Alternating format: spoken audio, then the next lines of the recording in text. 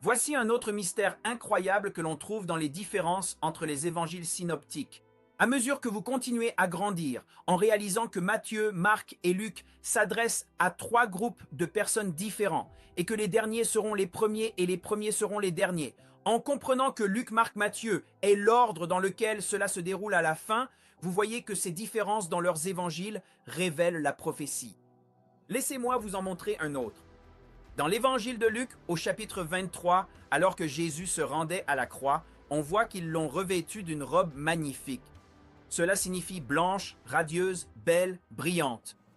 Cela ressemble beaucoup à une robe de mariage pour une mariée. Mais dans l'évangile de Marc, il est dit qu'ils ont revêtu Jésus de pourpre. Et dans Matthieu, il est dit qu'il a été revêtu d'écarlate.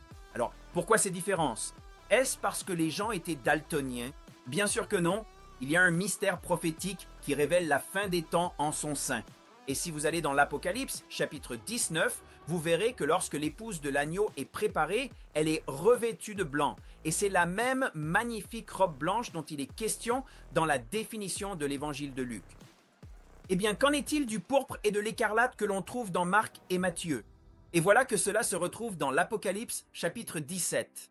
Au chapitre 17, nous voyons la femme chevauchant la bête de la tribulation, et elle est vêtue du même pourpre et écarlate que dans Matthieu et Marc.